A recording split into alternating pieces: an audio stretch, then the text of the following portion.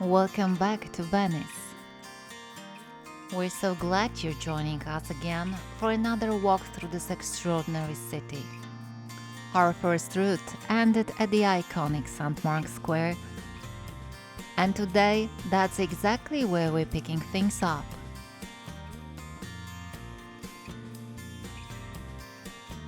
This walk will take us through a less obvious but incredibly rich side of Venice.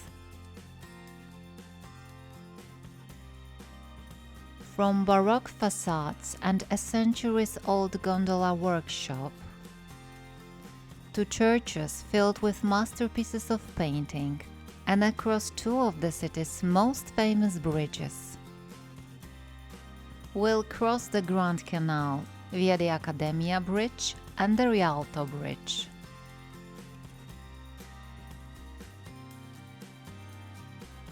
Visit places like the Peggy Guggenheim Collection,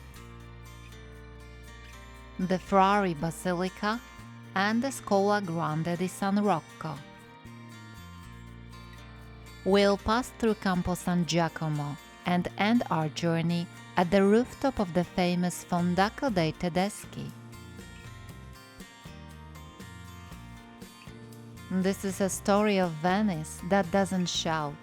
It speaks in details, in textures, in light and stone. If you'd like to follow this route step by step, head over to our website. You'll find a full map, practical info and extra resources. The link is in the video description below. And if you enjoy discovering cities this way, don't forget to subscribe so you don't miss the next episodes. Let's begin our second walk through Venice, this time between the bridges of the Grand Canal.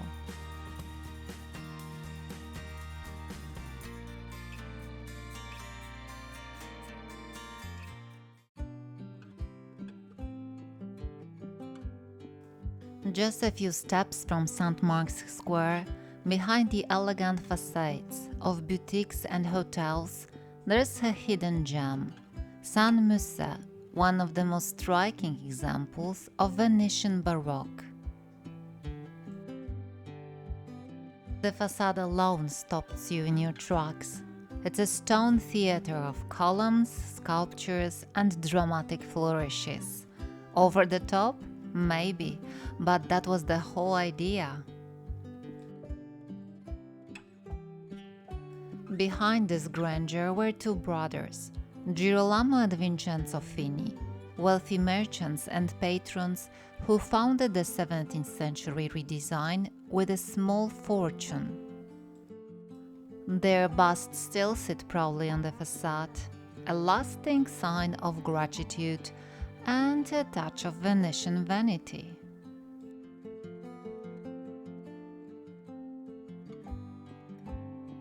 And although the church is named after Saint Moses, San Moisè, it's not only a reference to the biblical figure. It also nods to Moisè Villiers, an influential figure who helped rebuild the church back in the 10th century.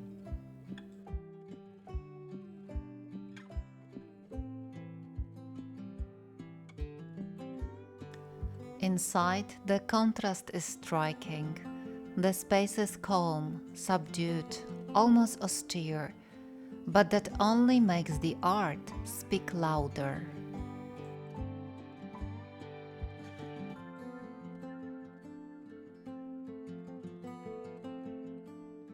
In a side altar, you'll find The Washing of the Feet by Tintoretto, a vivid multi-figure scene showing Jesus kneeling before his disciples to wash their feet. And in the quiet, intimate setting of San Moisè, this painting doesn't just hang on the wall, it speaks, silently and directly to you. From San Moisè, we head deeper into the San Marco district.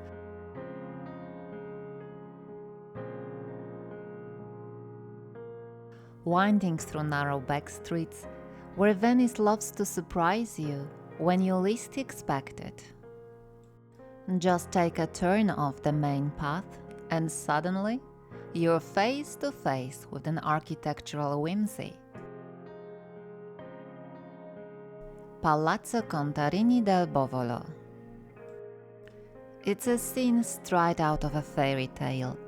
Nestled between tight rows of buildings, a spiral staircase rises like a seashell.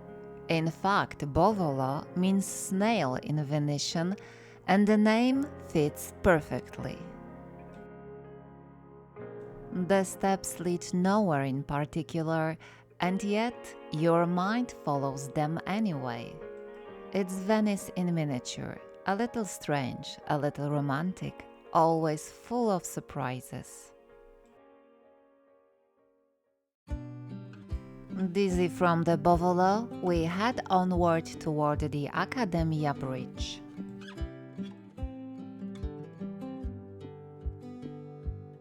But just before we get there, we pass San Vidal. Modest on the outside, but full of life within. These days it's no longer used for mass. Instead, you'll hear music, Vivaldi, Bach, Corelli, echoing through the vaulted ceiling. This former church is now a concert hall, and in the evenings it becomes a time machine made of sound.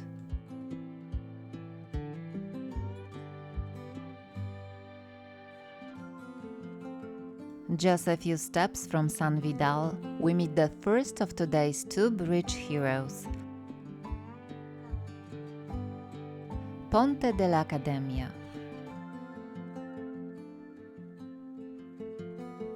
It's one of the rare spots where you can actually cross the Grand Canal on foot, and probably the only one that does it with such humble charm. Although it looks older, the current wooden and metal structure was built in the 1930s as a temporary fix, and somehow it stayed.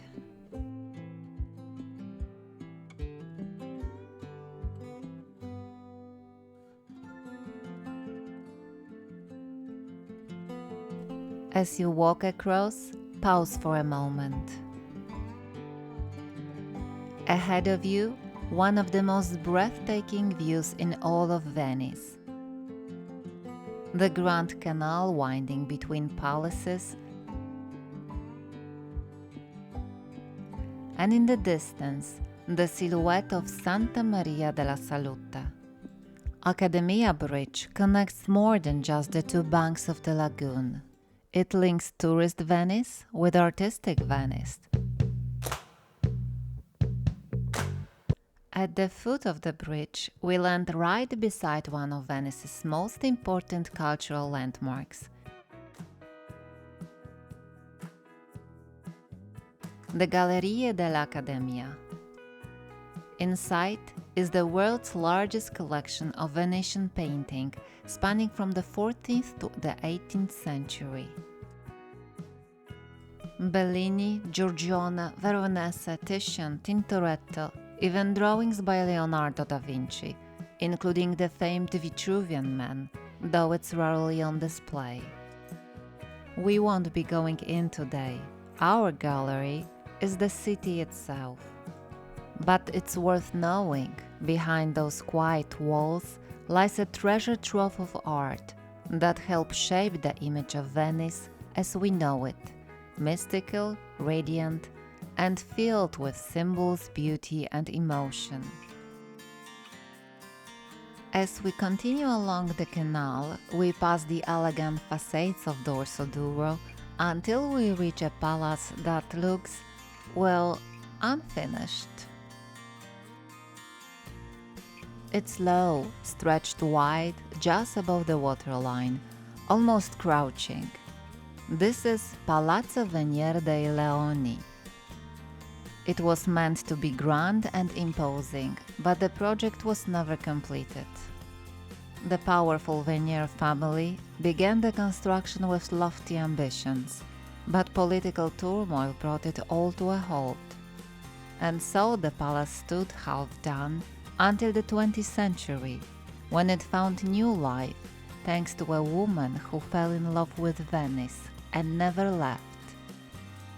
This was the home of Peggy Guggenheim, an eccentric collector, a visionary, and one of the most fascinating figures in the world of modern art. Here she built her own universe. She hosted parties, welcomed artists, and surrounded herself with the works that now form one of Europe's most important collections of modern art. Peggy didn't just collect names, she knew them. Picasso, Kandinsky, Ernst, Pollock. Some were friends, others were lovers. Thanks to her, Venice, a city known for its Renaissance splendor, gained a bold, modern face. The view from her windows was something else entirely. The dome of Santa Maria della Salute, boats gliding across the Canal Grande, light bouncing on water like paint on canvas. But the view of the palazzo was just as striking, especially because of one sculpture. A bold metal rider by Marino Marini, caught in an expressive, almost defiant pose. The work stirred such strong reactions that sometimes the gates facing the canal were closed to shield it from view. Peggy loved Venice with all her heart. She spent her final years there and was laid to rest in the garden of her home, beside her beloved dogs, which she affectionately called "my babies." It's not a monument, it's the lasting presence of a woman who gave Venice her art and her heart. As we continue south toward the tip of the Dorsodura, Venice begins to open up to the lagoon. We're approaching Punta della Dogana, once the city's customs house, now transformed into a sleek contemporary art center. But before that, something much grander catches our eye. Rising up at the very edge of the water, directly across from St. Mark's Square, stands the majestic silhouette of Santa Maria della Salute, a basilica that seems to float more than it rests. Light and airy, yet monumental.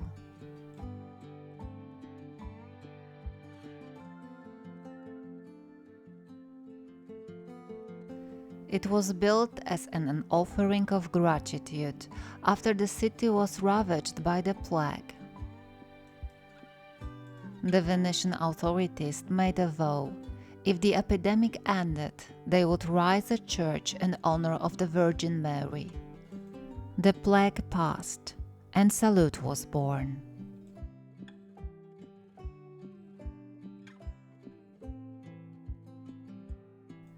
Its round dome is one of the most iconic elements of the Venetian skyline. Theatrical from the outside, but quiet and luminous within.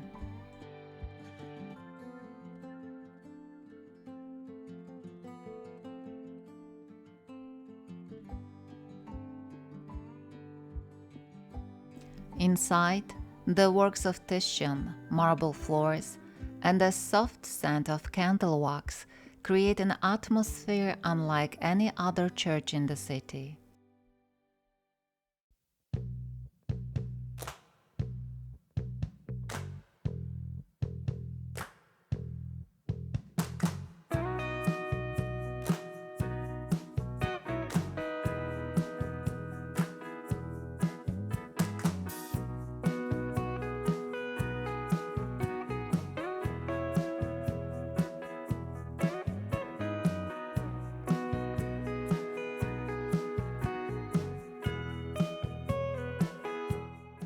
Leaving the dome of Santa Maria della Salute behind, we continue along the waterfront.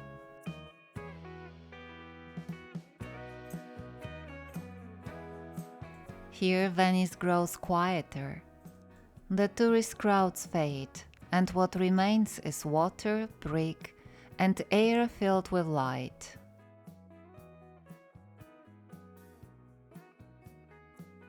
On our right stretch rows of old warehouses and depots, once used to store goods arriving from faraway ports: salt, timber, spices. This is where generations of anonymous Venetians worked, names that never made it into guidebooks, but who kept the city running. Today, many of these simple red brick buildings with sloped roofs have found new lives as artist studios, foundations, and exhibition spaces. Their modest architecture tells a different story of the Venice that worked, traded, and lived quietly day by day. It's one of the most peaceful corners of the city. Here, Venice stops telling grand stories and simply breathes. Walking further down the tranquil embankment, we take a small turn inward and suddenly find ourselves in a place that looks like it belongs in a mountain village. Wooden buildings, a slanted roof, a courtyard perched above a narrow canal. This is Scuola di San Trovaso, one of the last working boatyards, where gondolas are still built and repaired by hand. A gondola is more than a means of transportation. It's a symbol of Venice, elegant, asymmetrical, and steeped in tradition. Its curve is precisely engineered to balance the weight of the gondolier who stands to one side. At the prow is a distinctive iron ornament, the ferro, with prongs representing the city's 6 districts, and an arched top symbolizing the Grand Canal.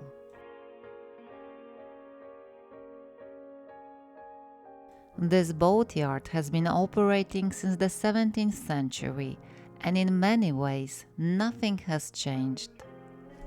The work is still done by hand, no machines, no rush. The wood is seasoned for years. Each gondola is crafted from multiple types of timber and made of roughly 280 individual parts, all fitted together with care and precision.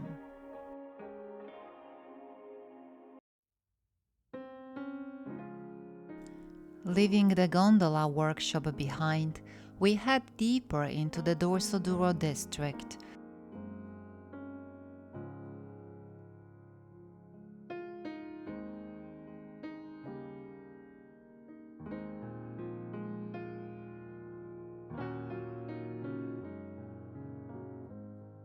Toward a church that, at first glance, gives nothing away. But that's just an illusion. San Pantalon may have a plain exterior, but step inside and look up, and you'll understand why it's one of Venice's most surprising treasures.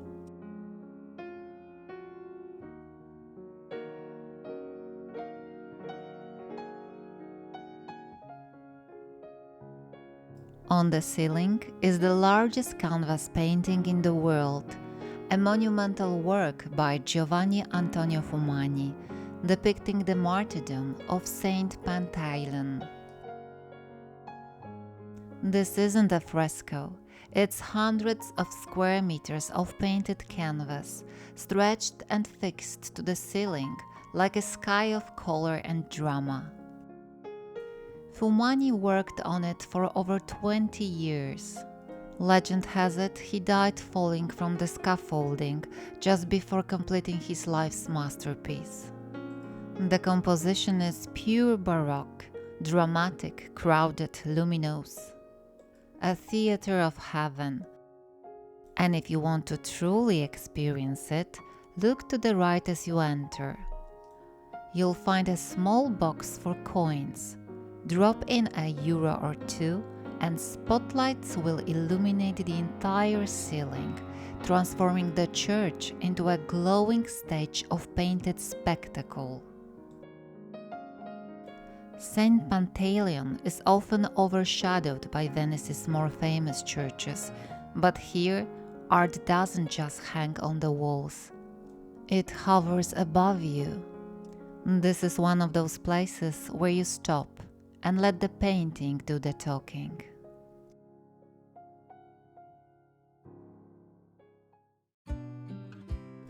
Walking on, we arrive at a place often called Venice's Sistine Chapel, the Scuola Grande di San Rocco. Once the seat of religious brotherhood devoted to Saint Roch, the protector of plague victims, today it's a museum of quiet power. And it's entirely devoted to one man, Giacomo Tintoretto. Over the span of 2 decades, Tintoretto created a breathtaking cycle of paintings that now covers the walls and ceilings of the entire building. But this isn't just a gallery. It's a space where light and shadow live inside the paint.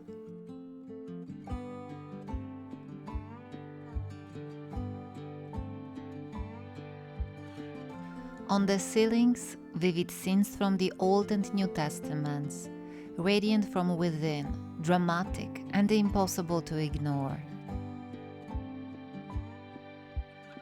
On the walls, ribbons of darkness, pierced by flashes of divine presence.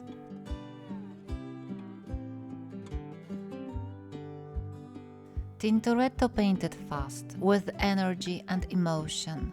His figures are charged with movement, tension, and almost supernatural glow. There's nothing ornamental here. This is art that stirs and unsettles. The Scuola Grande di San Rocco is where Venice speaks through sacred art, but not with gold and marble. It speaks with light and shadow. Just look up and let the painting take over.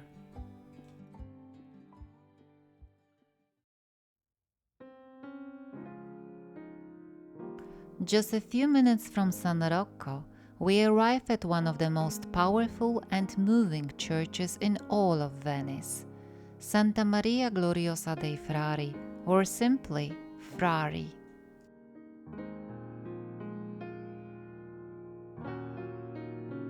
It's a place that feels monumental but quiet.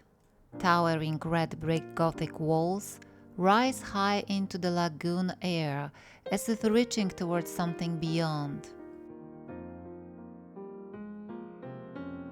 There's no marble opulence here, no gold, just solemn grandeur and an overwhelming sense of presence. Set slightly off the city's main tourist paths, Frari is both a sanctuary of art and a resting place of memory. Unlike St. Mark's Basilica, the official cathedral reserved for state ceremonies, Frari, along with its Dominican counterpart, San Zanipolo, served for centuries as Venetians' unofficial pantheon. Step inside, and just to the left your gaze is drawn to a massive white marble pyramid, the tomb of Antonio Canova, one of the greatest sculptures of the neoclassical era. It overwhelms with its scale, not with ornament.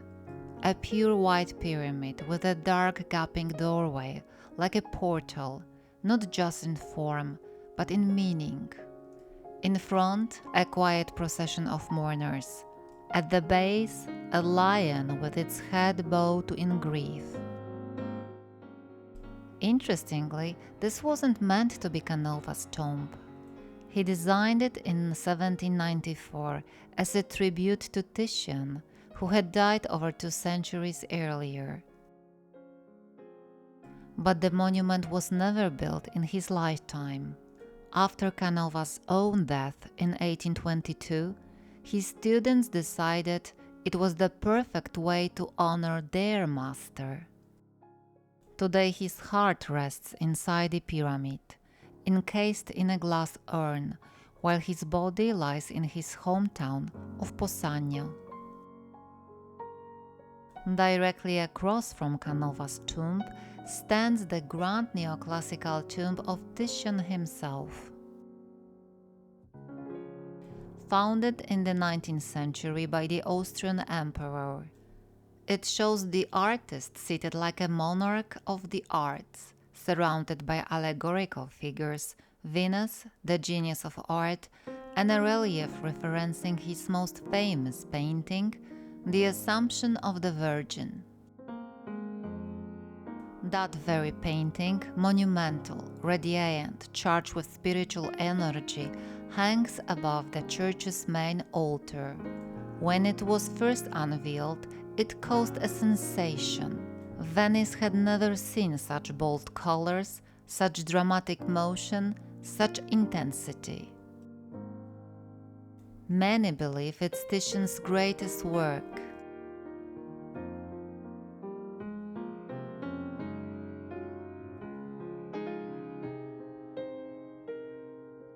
And in the side chapels, there's more. Masterpieces by Bellini, Donatello, tombs of Doges, and humble Franciscan friars.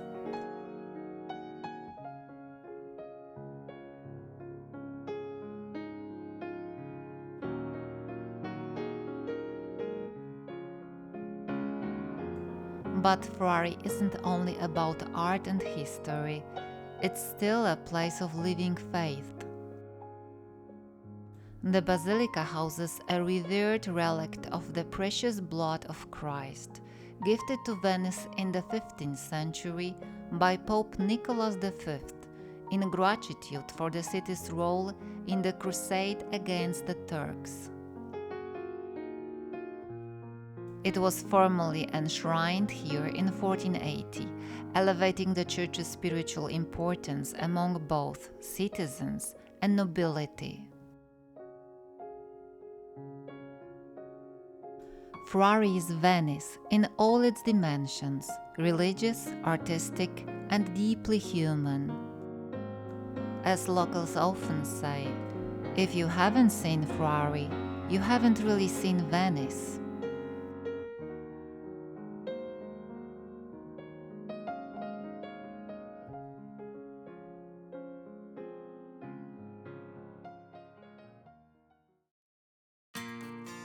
And so we continue our walk. We step into Campo San Giacomo di Rialto, a square where Venice still beats to its oldest rhythm. This is where the city's commercial life began, all the way back in the 9th century.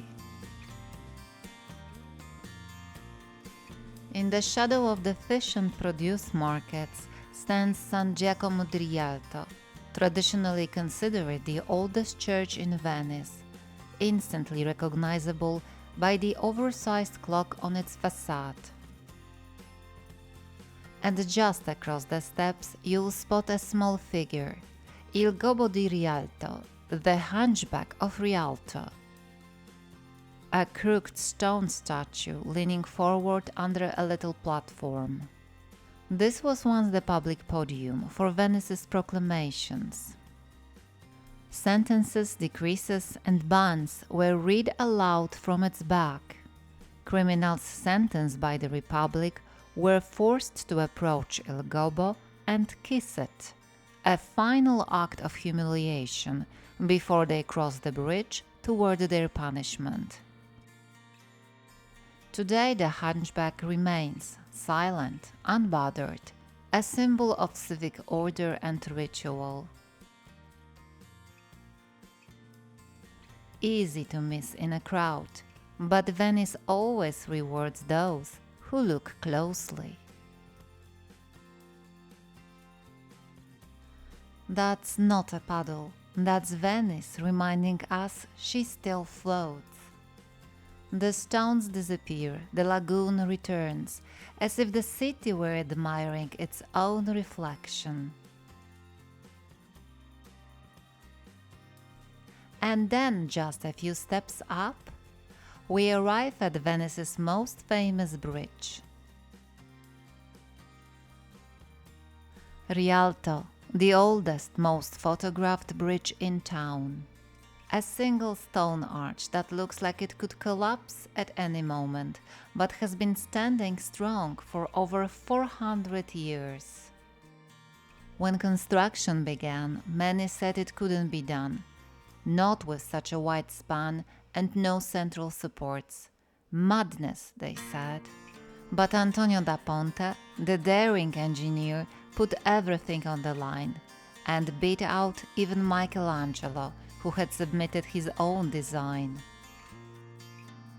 Venetians have always known how to build the impossible, especially when trade is involved.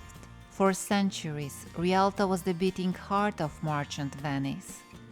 Spices, gold, silver, and rumors that traveled faster than gondolas. One legend says that Antonio made a pact with the devil. The bridge would stand, but the first soul to cross it would be taken. Cleverly, he sent a rooster across first, but you can't outsmart a curse that easily.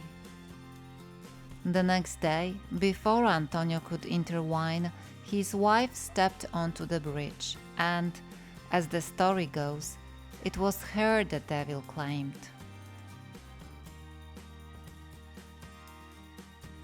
Today, between souvenir stalls and camera flashes, you can still feel the heartbeat of old Venice, though now it beats more with credit cards than ducats.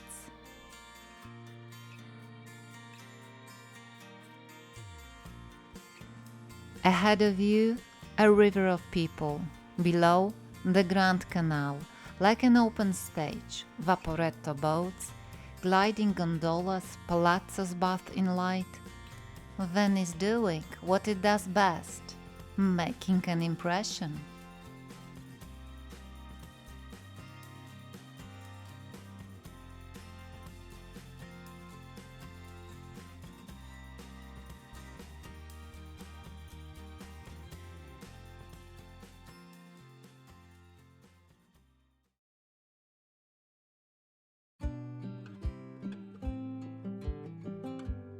Our final stop brings us to a place that for centuries was the commercial engine of the city, and until recently a symbol of its bold modern face. This is the Fondaco dei Tedeschi, once the warehouse and headquarters of German merchants operating in the Venetian Republic. Built in the 13th century, right at the foot of the Rialto Bridge, it served as a customs house, trading hub, and later a post office. In the 21st century, it underwent a spectacular transformation. The Dutch design firm OMA reimagined the building as a luxury shopping and cultural space. At its heart, an airy courtyard with arched walkways. Around it, designer boutiques, exhibitions, and elegant public spaces. But its crown jewel was at the top, a rooftop terrace offering panoramic views of Venice, from the Grand Canal all the way to the Alps. Sadly, as of May 1st, 2025, Fondaco has closed its doors.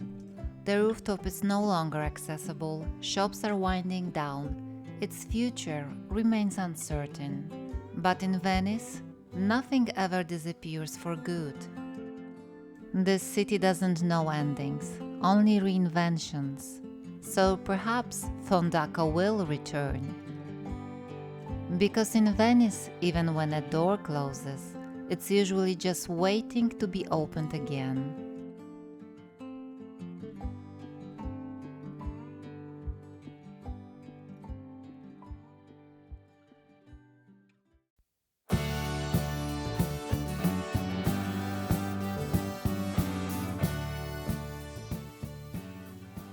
And so we come to the end of our second walk through Venice. Today we wandered through a city of bridges and back streets, of art and everyday life, of history and takeaway coffee. From St. Mark's Square, past Baroque facades, gondola workshops, hidden masterpieces in quiet churches, to the Fondaco dei Tedeschi, closed for now, but maybe not for long.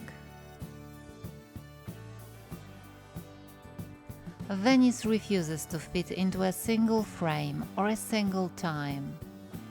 Sometimes it looks like a stage, sometimes a museum, and sometimes like a city casually floating its own sidewalks.